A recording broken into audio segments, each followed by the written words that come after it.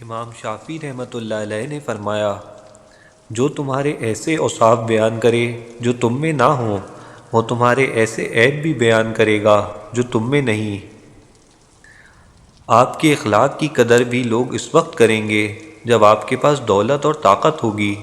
غریب کتنا ہی خوش اخلاق کیوں نہ ہو، لوگ اس کے اخلاق کو کمزوری سمجھتے ہیں۔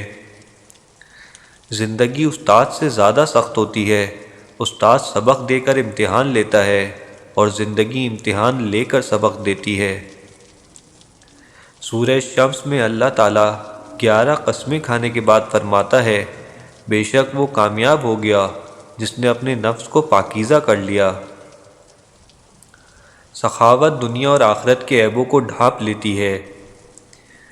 ایمان 3 چیزوں سے مکمل ہوتا ہے: بھلے کام کرنا اور ان کا حکم دینا، برے کاموں سے پرہیز کرنا اور دوسروں کو ان سے باز رکھنے کی کوشش کرنا، اور حدود الہی کی نگہداشت کرنا۔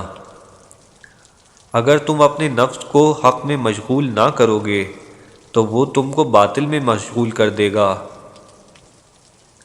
مخلوق میں سب سے زیادہ ہمدردی کے قابل وہ ہے جو تنگ حالی کے باوجود ہمت سے زندگی بسر کرتا ہے۔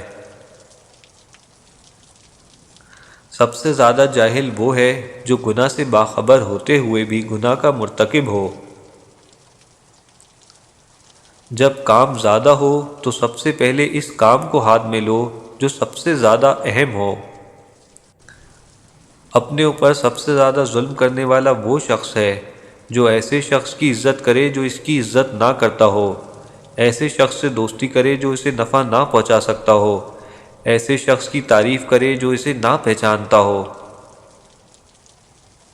انسان کی تعلیم و تربیت جانوروں کو سدھارنے سے زیادہ مشکل ہے۔ اس شخص سے ہرگز محبت نہ کرو جو اللہ سے محبت نہیں کرتا، کیونکہ جو شخص خدا کو چھوڑ سکتا ہے وہ تمہیں بھی چھوڑ سکتا ہے۔ 3 عمل ایسے ہیں جو انسان روزانہ کرے تو اس کا رزق بہت زیادہ بڑھ جاتا ہے: تہجد کی نماز پڑھنا، کثرت سے صدقہ کرنا، کثرت سے اللہ کا ذکر اور استغفار کرنا۔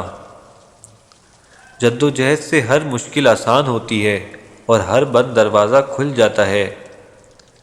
غربت میں کبھی افسردہ نہیں ہونا چاہیے، کیونکہ یہ بھی اللہ کی ایک آزمائش ہے۔